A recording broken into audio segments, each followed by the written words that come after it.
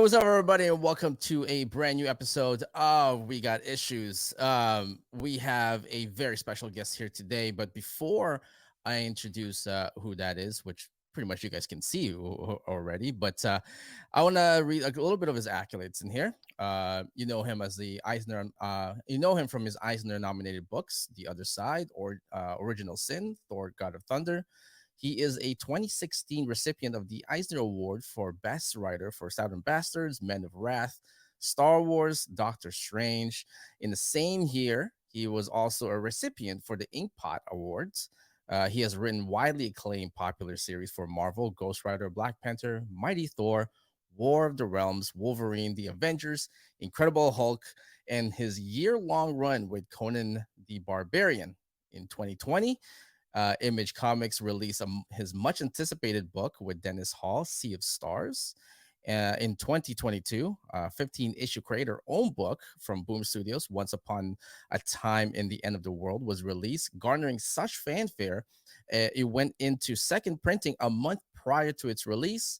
And in 2023, this year, he returns to DC Comics with Batman Off-World, a story that leads Batman to making a daring decision to venture alone in the far reaches of the cosmos for the very first time. Ladies and gentlemen, Mr. Jason Aaron, how are you doing today, sir? Good. How are you? Good. That is a lot. Do you ever? I will ask you the exact same question I asked Miss Joelle Jones. Do you ever stop? Has there ever been a time where you just completely just take a breather? No, I mean, I think I've been writing nonstop since I was a kid.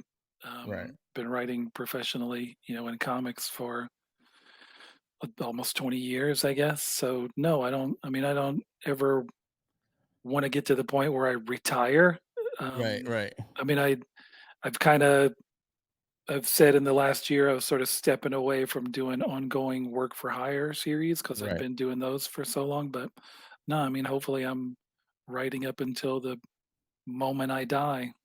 Yeah, it's one of those things where I think from all the writers that I've been interviewing, the more common denomination dominator is that you guys want to be able to be more creative and be more um, in control of what you're going to be writing, and pretty much write it when you feel like writing it, and then stop when you feel like stop. Is that correct? I'm I guess somewhat. I mean, it's every job is different, and I think pretty much as long as I've been working in comics, I've enjoyed doing company owned work for hire books Right. for mostly for Marvel. Now I'm doing stuff for DC, for the first time really, along with the creator owned stuff, original Right. works where it's all just coming completely out of my own head and the heads of my Right. co-creators. So I've always liked being able to do both. I Right. That's still the plan for me going forward. I don't see getting to a place where I'm just doing one or the other as long as I'm still having fun. And I Right. had fun with everything I was doing in Marvel um, for 15, 16 years, and now I'm not exclusive, and I can work anywhere I please, and I'm having a tremendous amount of fun with that. Do you prefer being more freelance than being on a contract kind of thing? Well, I mean, it's certainly been interesting. I mean, this is the first time in I think 15 years that I haven't been exclusive to Right. Marvel, so it's been a long time. So it's there. As with everything, there's good parts and bad parts, and certainly there's challenges and there's adjustment. Some of it's just figuring out, okay, like what am I doing now, and Right. writing a lot of pitches, and writing pitches are never my favorite thing to do. I'd rather just write the thing instead of having to, tell you what the thing is going to be.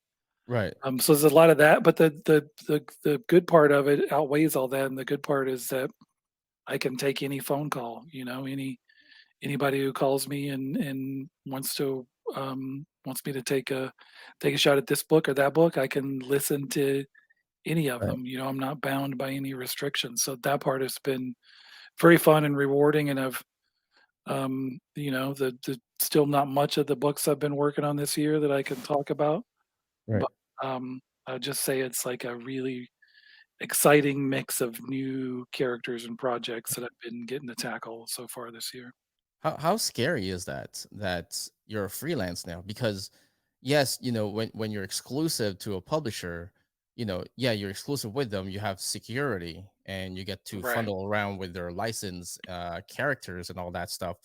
But being independent, that's kind of a little bit more scarier than not having that net underneath you. Is Yeah, that I correct? mean, it was an adjustment just because I'd been used to the other for so long, and yeah, when you're exclusive, it means you're kinda guaranteed a certain amount of work, so you sort of always know, even as one book is ending, that there's gonna be something else there to take its place.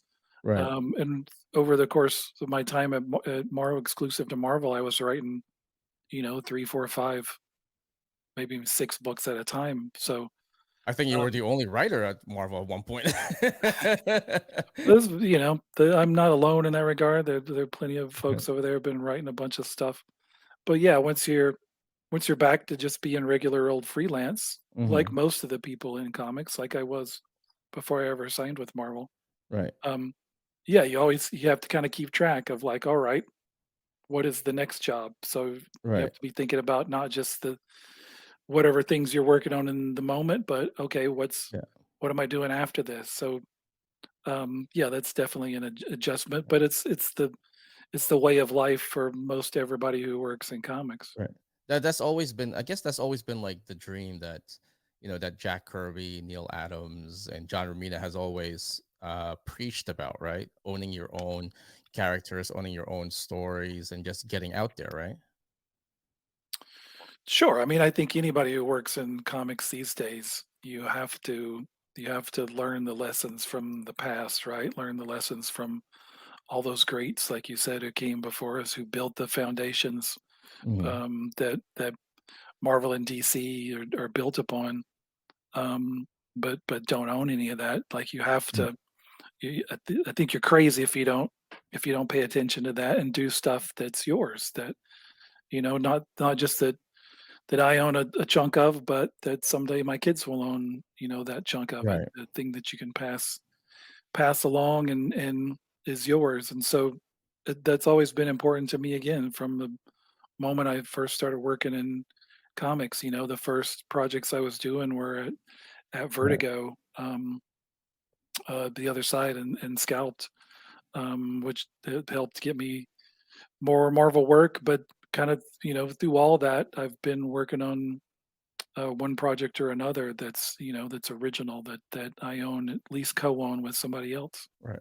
Is there some projects that you've always wanted to do that you kind of just drafted out in the past, like before you even got into writing? It's just something that you scribbled in the past that you're just like, you know what, I think this would be good. Or has there been some books that you've written and that just has a little bit of a sprinkle on like what you've done in the past and that you always hope that you would wanted to put forth out there? Uh, yeah, for sure. I mean, the goddamned that I've done at Image was certainly an idea that I had been kicking around for, you know, 20 years at least. Hmm. Um, and Once Upon a Time at the End of the World that's coming out right now from Boom, that's an idea that had kind of morphed and changed over the course of several years. So, Right. yeah, I mean, I think sometimes things, start to kind of come together in your head and you're working on other stuff and maybe that idea just needs to kind of simmer on the stovetop a little bit longer and you just Right. tuck it away in a back corner and let it sit there. But it never if there's something there, if there's something Yeah. that strikes your interest, you don't want to throw it away. Like you will kind of find the right time and place to use it. Have you always or have you ever struggled on doing the exact same thing that people love that know you for versus, hey, I kind of want to do something experimental, something that's out of a Jason Aaron type kind of book? No, I mean, I feel like I've always just been kinda led to do whatever feels right for whatever, whichever project that is at the time. I mean, I think in the early days of my career, I was probably looked at mostly as the guy, who did, kinda grim and gritty and violent stuff because I broke in with a Vietnam War book and with Scalped, and then I was writing a lot of Wolverine and Seven Punisher and Bastard. Ghost Rider, right, even before Southern Bastards, Mhm. back in the early days. So I think when I did, Wolverine and the X-Men, that was, to me, it felt like just a kinda another part of what another facet of what I was interested to in terms of, tone and storytelling, and very much reminiscent of a lot of the books I fell in love with as a kid when I first started reading comics. Blue Devil from DC was one of those books, and the Keith Giffen, J.M. DeMatteis, Justice Mhm. League International, Excalibur, all those books that had, serious but very funny and irreverent tone. So that to me was Wolverine and the X-Men and kind of what I was trying to do. Right. But it wasn't like a concerted effort of like, oh, I'm just the guy who's known for the grim and gritty, stab and shoot 'em up murder books. Like I should Mhm. do something that's different.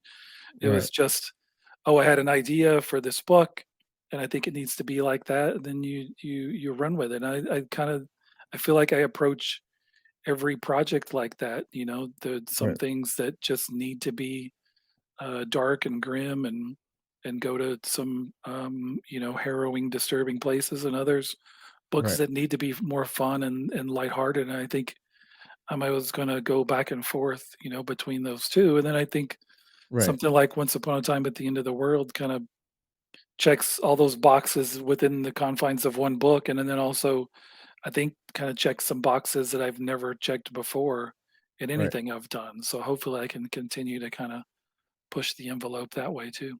How important is it to derive things from personal experience and the real world? Because when I'm reading uh, Wolverine and the X-Men now and Sea of Stars, because I recently just I have a 15-month-old now. I find that those are a lot derived from possibly you being a parent or anything like that, or being a father kind of thing. How important is it to drive something from the real world to some real experience to actually connect to a lot of people? Like, do you struggle with, hey, maybe this could be derived from fantasy instead of just realism kind of stuff? No, I mean, I think there's always got to be some element of it that's real, at least emotionally, even if it's not anything that's um, connected to real life in any way. I mean, when I was writing Thor, I wanted to lean into the idea of him as a god and wanted to go to the far reaches of the cosmos and explore all these different mystical realms of Norse mythology. But at the end of the day, if we didn't care about this guy and we couldn't relate to his emotions and the fact that he doesn't get along with his dad and he feels like he's not good enough, um, if we don't understand those things and feel those emotions, then you don't care. It's just guys punching each other. So yeah, I think whatever the story, whether you're writing about real life, people who seem like they stepped right out of real life, or you're writing about aliens and ninjas, we Right. have to we have to understand them emotionally and understand the emotional stakes and have to have some kind of emotional response to that. Otherwise, Right. it's just kind of toys banging into each other. So I think as part of that, you always have to be able to bring something of yourself to that story. And yeah, I think Wolverine the X-Men was definitely a book that was about becoming a father and what that meant. And I like the idea of Wolverine kind of he doesn't become a father in the book, but he becomes the headmaster of the school. It's Right. definitely him becoming a proverbial father for all those kids, and how that changes how they see him and he sees himself. And that was to me was an interesting story we hadn't really seen him grapple with. Right. So yeah, I think it's you absolutely have to bring something of yourself, even if it's something a story you can't personally relate to. It's hard for me to personally relate to. Thor, the god of thunder, right? Like, Right. but you still have to write a story that's grounded in some way emotionally. Yeah. Otherwise, nobody, as far as I'm concerned, nobody's really going to care or be affected by it. Yeah, I think that's what made because I was when I interviewed Todd McFarlane. I think that's I think that's what made him successful as well, is because Spawn is very much like him too as well. When you were writing X Wolverine and the X-Men, that I know that you derived it from being a father as well. But did you see yourself as that kind of character? Like, did you see yourself as Wolverine itself? I mean, Sea of Stars is a little bit more different because I mean, I've loved Sea of Stars just because my father passed away in COVID, like during Sorry. COVID. Oh no, that's quite all right. And I really connected with that book because of like how the structure is with Caden and his dad and all that stuff. But do you always put yourself in a situation when you're writing something like that? Like, hey, what if I'm Wolverine? I have to take care of 15 kids, superpower kids. What am I gonna? How am I gonna take care of this Right. thing? I mean, not exactly. I think I don't think you can ever read too much into, or you shouldn't be able to read too much into a writer kind of putting themselves in the story or relating to one character in the story, or this is the hardly any times in all the books I've written, in the last 20 years where it was me speaking through any character, right? Mhm, Like these are my words, things I believe, what I would say that I'm just putting in a character's mouth. I've done that once or twice um, mhm. on purpose. Maybe you screw up other times and do it without meaning to, but it should never be about that, right? It's not a story Right. about me. So there's no direct analog to me in any of those stories. I have to be, I have to have an emotional connection to all the characters, right? To the in the Mhm. story itself. So it's not just me as Wolverine taking care of the kids. I have to understand what is it like for the kids. The Wolverine X Men was mostly about the Mhm. students. Mhm. So it's you got to have something of yourself in all different parts and phases of that story, not just one character here and there. Right. It always rips me out of a story when I can, if I'm reading it and a character's voice has Mhm. the writer's voice.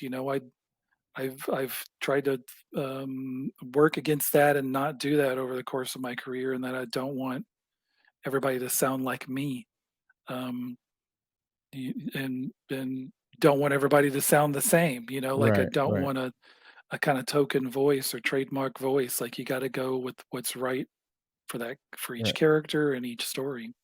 Right. Um, I was reviewing back on your run with Thor, and I've always wondered during that time before you took over the unworthiness of Thor. Thor was a little bit more stagnant, and then it just kind of it peaked when you took over and took his unworthiness out. Did you have any pushback from editors when you're like, hey, you just bust in their door and be like, hey, I'm taking away his worthiness, so I'll see you guys later? They're just like, what's going on? What is going on in here?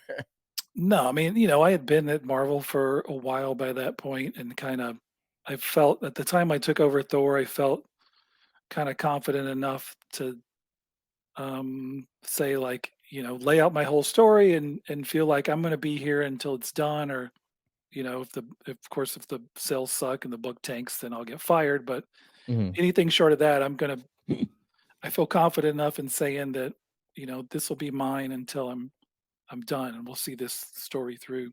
Hmm. As a part of that, I'd been going to Marvel retreats for years by that point, and pitched everything in the room in terms of all different parts and phases of that Thor story. So no, there was never pushback of you can't do this, you can't do that, and because I knew what the story was, and if people Right. had questions, I had feel like I generally had a pretty good idea as to what the answer was, Right. and that I think to me the most important thing throughout my entire career, and that the greatest determining factor as to how a story is going to turn out, where it's going to turn out, the way I feel great about it, that I feel like Right. it was the best version of what I had in my head.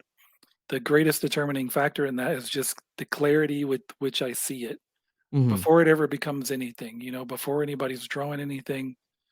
It's just if I can see that story um, with clarity, meaning who are the characters, what motivates them, how do they relate to each other, what's the story, what are the major beats, the most important part of it, Mhm. where's it all going, what's it all about. Mhm. I need to see all those things clearly in my head. And sometimes you see most of them and you try to kind of figure the others out Right. along the way. Sometimes things change. Mhm. But the stories I've done that to me feel like where I've been most successful, and success may not be, Mhm. equate directly with sales. It's kind of Right. what I deem most successful are the times that I have immense clarity as to what that project is supposed to be. And then, of course, there are other factors like who's drawing it and Right. how does that work out, and what is your relationship and your connection to them, and all these other things that kind of come after that that can affect the story in all sorts of different ways, of course. But to me, if I have that clarity of vision in the beginning, like I feel like it generally goes pretty well. That was a big headline. I remember when they announced that. That was a news that was a news headline kind of stuff. It was like on Good Morning America and all that. They're like, "Oh yeah, Thor's not worthy anymore." And and then the big mystery was who was going to be worthy. Now, my big question that I've always wondered, I mean, it makes sense now, but I've always wondered why Jane Foster? It could have been anybody else. It could have been a Valkyrie. It could have been anyone. But why Jane Foster?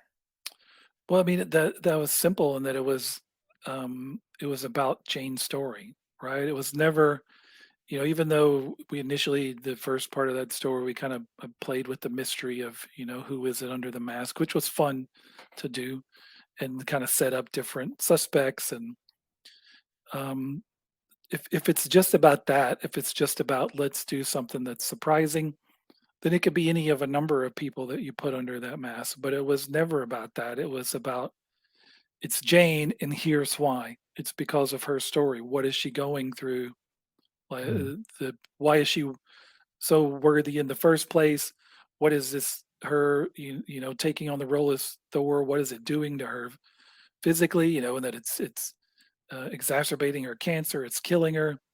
All it was about that. It was about I want to tell that story. So it was never just about let's change who's Thor and who's carrying the hammer, and it'll be a surprise and it'll be a shock. And um, Mhm. that's not a story. That's like a marketing strategy. So Right. to me, it was simple, and that I felt I had a story around Jane that I felt really, really strongly about, Mhm. and felt like would be fun, would be a throwback to kind of old school classic sort of Mhm. Marvel setups, Right. and would also have really, really um, uh, deep emotional impact.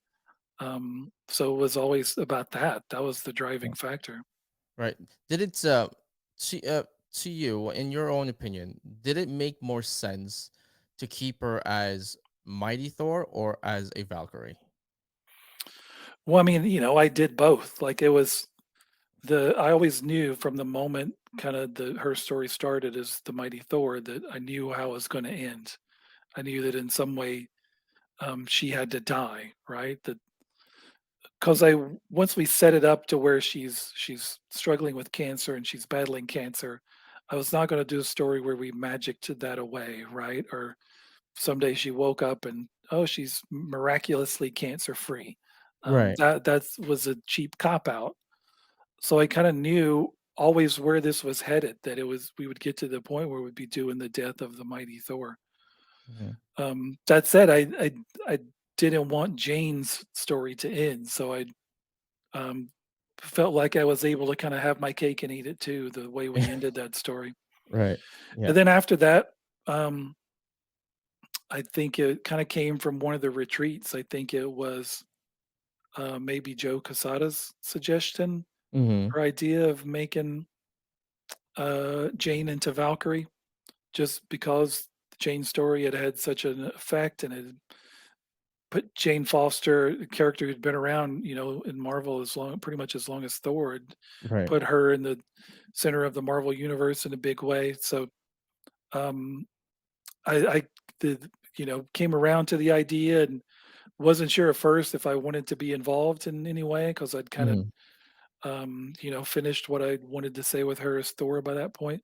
But Mhm. like the idea once I thought more about it of trying to help that version of her have legs and have a place in the Marvel Right. universe, and had thoughts about what the setup could look like with her Right. as Valkyrie, and have enjoyed working on a lot of those um, different versions of that book, Mhm. and very happy to see her still plugging away, Yeah. in the Marvel U. So before I ask about War of the Realms, there is something that I've been wondering because there's this rise of an indie comic and publishing creator owned that has been happening for the past, I would say, about 5 6 years now.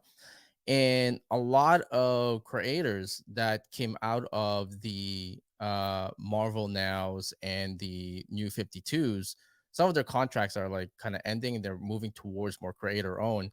um I want to actually highlight yours. I believe in 2008, if I'm not mistaken, you had that was a big year for you in terms of what needs where you're going to take your career as projection. You had Joker's Asylum, the Penguin, Joker's Asylum, and then you were nominated for you were an acclaimed Eisner writer too as well. You had Scalp from Vertigo, you had The Other Sides. Now correct me if I'm wrong, there was talk that both major publisher were trying to woo you in and you had a decision to make whether to go with DC or Marvel long term. Was that true at all, or you've always wanted to go with Marvel? N No, I wouldn't say both companies were trying to woo me.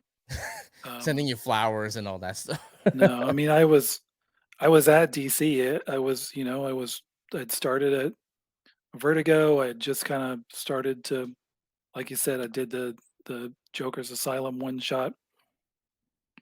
It's just Marvel offered me an ongoing book and then offered me an exclusive, Hmm. and that was it. There was no kind of bidding war or nothing like that. Yeah. The Marvel was offering me more opportunities Right. at the time than DC was.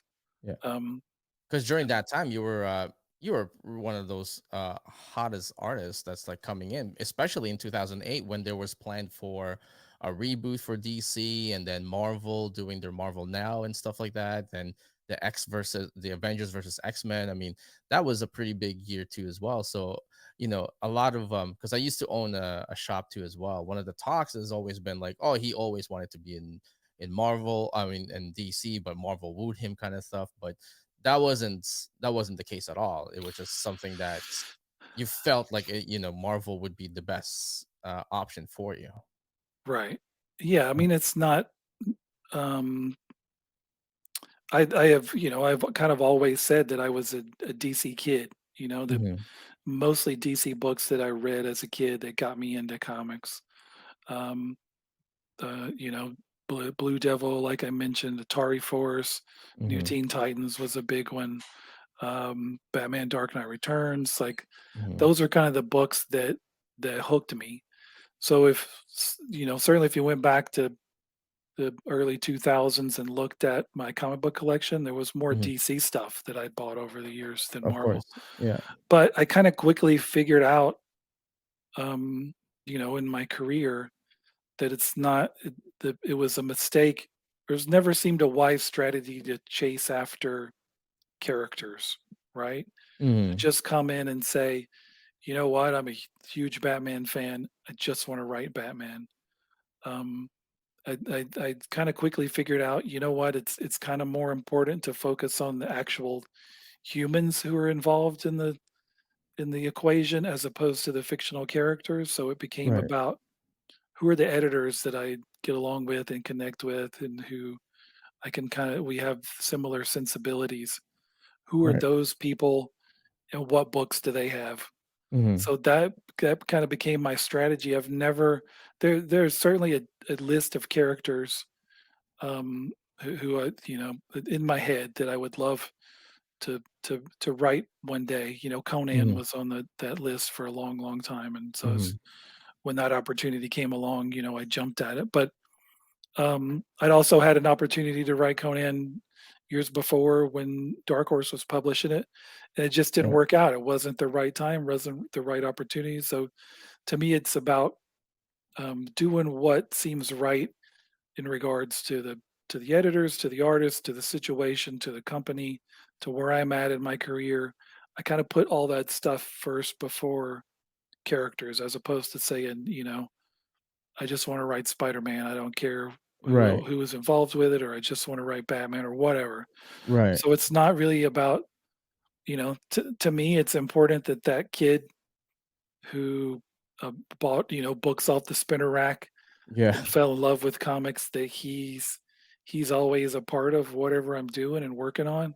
Right. But I kind of don't let him drive the car in that way, where it's like, you know, Right. like what books, what characters did I fall in love with as a kid? It's to me, it's what is right for this moment in time, and what character do I have a good story to tell, Right.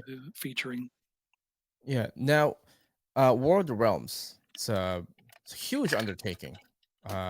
When when it first came out, I believe I still had my LCS at the time before I sold it, and we were looking at the all the crossovers and all the reading structure, and we're just like, this is a lot.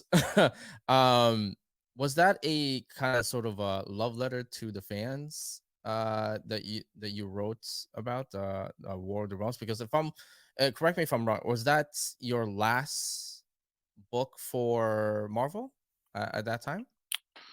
No, I mean, that was nearing the end of my Thor run, but I Hmm. had a little bit more after that, including King Thor, that sort of wrapped it all up. But Hmm.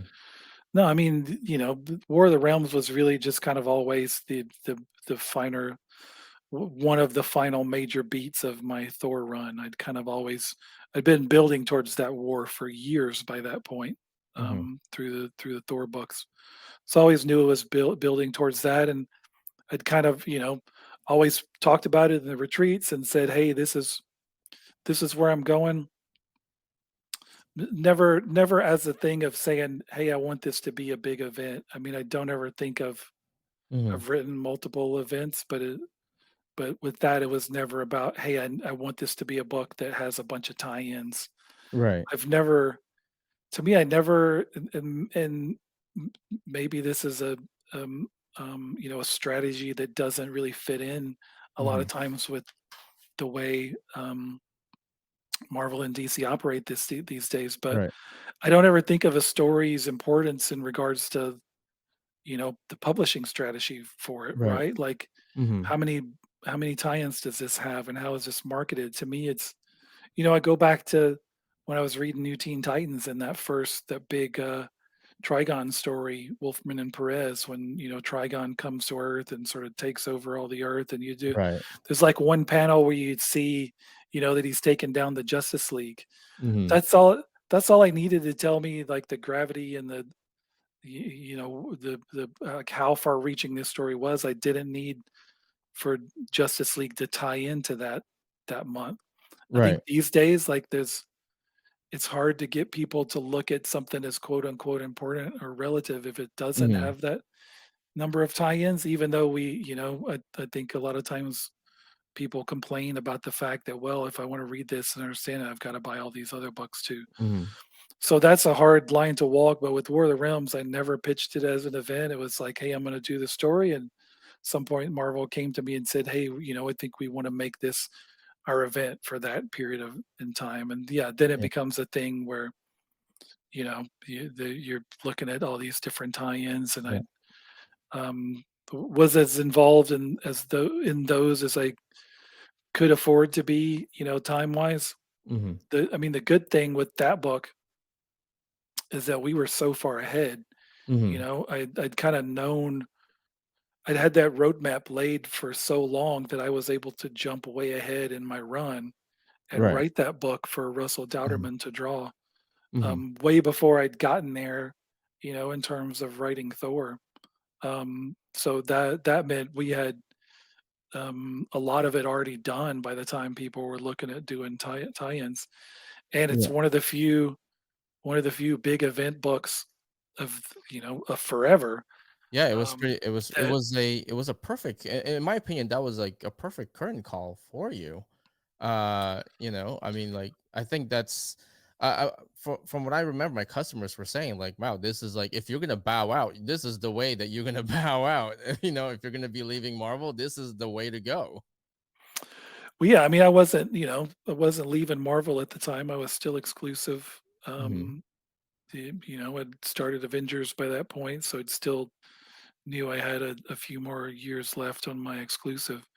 Hmm. I've but did know that War of the Realms was, I would be reaching almost the end of my time on Thor. Right. And I want to ask you this too as well. You have a long career already, and going back to doing your own creator own stuff like that, does it seem kind of weird that you are in that same realm as a legend, like a legendary writer kind of thing? Like, has that been ever crossed your mind? Like, you know what? When I was at this age, yeah, these artists were considered legends now too as well, but they were in that time of their career where yeah, I would consider them as legend. You're in that category now. Does that seem kind of weird to you that you're considered as that nowadays? Yeah, I mean, I don't ever think about stuff in that way. I mean, to me, I'm still learning, still trying to grow, still trying to get better at what I'm doing, still trying to challenge myself Mhm. with everything I'm working on. I mean, there are times, like wrapping up Thor and looking back over that where I felt like, okay, I think that's when it'll be, in the first paragraph of my obituary someday, right? When I'm Right. dead. Right. Like, part of that will say the guy who did that Thor stuff. Um, The so you actual can father of tell Thor. so you can tell, like, I think when you finish something that, alright, like, that had an impact, people are gonna remember that. But again, I don't it's again, maybe I'm crazy, like, that's not how I really judge the success or something of something. I think Thor was successful and had a big impact because, like I said, it came together in the right way. My part of it, the artistic part of it, and I got to work with, such an insanely talented cavalcade of artists from Mhm, Esad Ribic to Russell mhm, Dauterman to Mike Del Mundo and everybody who worked on mhm. Olivier Coipel. So it's to me it was successful because of that, right? And I think um, that's always the way I feel. Like, it's Right. everything I'm working on. It feels like I'm just like it did when I was writing stories when I was 13 years old. Mhm, It's for me. Like, what story do I want to read? What am I engaged by? That's the only way I know how to do it, right? mhm, And I think what history has shown, like, if you do something that does engage you, that affects you emotionally, that you respond to, other people will as well. But mhm, my success in that regard, I think, doesn't always equate to, well, this one is the biggest selling book I've ever done. Those mhm. books that to me came together Right. in the best way possible. I want to talk about Batman too as well. I have a few questions in there, but I want to talk about Batman first. You're returning back to DC after 15 years, 15 and a half years around there, if I'm not mistaken. Um, why Batman? Why start with Batman? Well, I mean, one that's pretty easy because he's Batman, right? Like, Why um, not? Right. I mean, I have always been a huge Batman fan. It's kind of I think if you looked at my long boxes in the basement, there's going to be more Batman than there is anything else, and that goes back to, it's one of Mhm, the few titles that I have been buying consistently every month. since I started reading comics, Hmm. like pre-crisis. Um, so I've always wanted to do something with Batman. The only DCU thing I did was that Joker's Asylum, the Penguin one shot with the Right. late Jason Pearson, which I'm still really proud of. Like really proud of how that book came together. Batman's in one panel of it. It's kind of just sort of in Hmm. silhouette, really. Hmm. Um, so I always knew I wanted to do, more with Batman, that I had more to say with Batman. Right. Um, liked the idea. Had an idea for a Batman story that I also thought would be a nice sort of tip of the hat to a lot of those DC books that first hooked me on comics. Hmm. Um, like the first big space arc of New Teen Titans, where they bring in the Omega Men, Atari Force, um, Hmm. uh, plus some Batman Year One and Dark Knight Right. Returns. So you kind of there's the that's all that stuff is a part of the DNA of this. But also, again, coming back to the beyond the fictional character part of the equation to the real human people involved. Um, I did once I my Marvel exclusive was up, and I'm like, Right. okay, I want to do DC stuff. I don't know a lot of people over there anymore, right? Like the Right. only time I was working there was a long time ago, and a lot has changed. One of the few people I've known for years, I've always had a good relationship with, is Ben Abernathy, who's the Batman editor. I've known him kind of since his days back in Wildstorm, Hmm. and the one time we had worked together in the past was, I think it was the first, one of the first work for hire gigs I ever got. I mean, after I won a Marvel Talent Search contest, but I think Hmm. even before I did Wolverine or anything else, was Ben hired me to do a 2-issue Friday the 13th book Right. way back when, which also I was had a lot of fun with. Um, so I think Ben's a guy that I've always kept in touch with, and we've always talked about doing other stuff together. So a big part of it as to why I'm doing Batman is him, so I can work with him. Oh, that's nice. That's actually pretty nice. Um, what can you tell me about Batman Off World? Because I'm getting a feeling, and I guess everyone else is trying to figure out what this is going to be about. And my theory is this is somewhere in between year one and year two, where he's just starting off. Is that correct? Yeah, I would say that's correct. Yeah, I've looked at it as a Batman who's still, not too far removed from year one, the guy who's still um, kind of coming into his own as the protector of Gotham, and starting to feel like he's got a handle on that, and then something happens out of the blue that completely throws him for a loop, and he realizes his training is not done basically, and he's got to Hmm. go on this sabbatical in the depths of the cosmos for the first time. He's never been out there. He's facing threats he knows absolutely nothing about. Hmm. So the fun of it is seeing this, still young, still kind of finding his legs, Batman, thrown into the midst of a completely, you Right. know, a quote unquote alien situation in every Right. possible way. Is this his first exposure to the alien kind of world in DC? That means he has no knowledge of who Superman is at this point. Then, I think he probably has knowledge, but he's not. And I don't know if I would say he hasn't met him yet, but he certainly doesn't. They're not friends yet, and he doesn't yeah, know. He couldn't tell you anything about Krypton. He couldn't yeah. tell you. Yes, it is him encountering a lot of this stuff for the very first time. Now, for my last question before we end everything in here, for a writer that has acclaim, Eisner Award winning, nomination, recipients, everything. And I'm assuming that you've been to a lot of Marvel premieres too, because they've used all of your storylines in, in the MCU, possibly. What and now you're independent again. What's next for Jason Aaron? Like what's the future looking for Jason Aaron?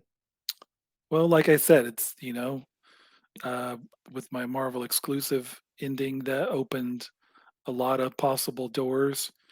You see one of those, that just got announced in Batman Offworld. That's the first of many new projects that you'll be seeing from me. Mhm. Um, More of them at DC, more of them at Marvel as well. Even though I'm not exclusive, doesn't mean I'm Mhm. completely walking away from Marvel. New creator on stuff is, in addition to that, Mhm. kind of it will be a cavalcade of new projects, some of which, like I said, me doing Batman, probably not the biggest shocker. Once I wasn't Marvel exclusive, I think you Mhm. probably would have been a safe bet that I would be doing a Batman project at some point or another. Right. Some of the other ones you'll see me doing will be a bit more surprising, I Mhm. think. So to me, it's just more of that. Like I said, I am having a lot of fun just being able to take any phone call that comes my way Right. and direct my creative efforts to a lot of completely new challenges and characters and companies and situations and artists and Mhm. all those things. So Right. it's I feel like I kind of just started doing that, late last year, beginning of this year. So I Mhm. want to continue to do more of exactly that. So Right. a lot more new stuff, a lot more surprises to come. What I have to look forward to, and hopefully people will dig it along the way. Oh yeah, most definitely. Again, I want to thank you, sir, for taking the time. I know you're a very busy man, and I know this was one of the interviews I've always wanted to do. And when I asked you, I was like, I'm gonna take a stab at it. I know he's probably writing, and he's always busy. And then when you said yes, I was like, I'm clearing all my schedules. I'm like, no one bother me. So I'd like to thank you for being here and taking the time again, sir, for spending the time and answering some questions in there. Guys, if you guys want to check out Mr. Jason Aaron, you can also check him out on Threads, and you're also on Instagram. Is that correct, sir? Yes, that is. Yep. Yep, he's also on Instagram too. So check out And I've got some a Mr. Aaron. Substack newsletter that I publish, every month or so. So Um, yep, so yep, there you that's probably the easiest way to keep up with what I'm doing. There you go. So that's the easiest way to keep up with Mr. Aaron too as well. Again, thank you very much for being here. For everyone that's listening and watching too as well, you can also check out our Patreon in there, patreon.com/uncensored nerds. Don't forget to subscribe to as well on our Spotify and our YouTube channel. Again, thank you very much for spending the time with us. Again, special thanks to Mr. Jason Aaron, and I will see you guys next time. Peace out.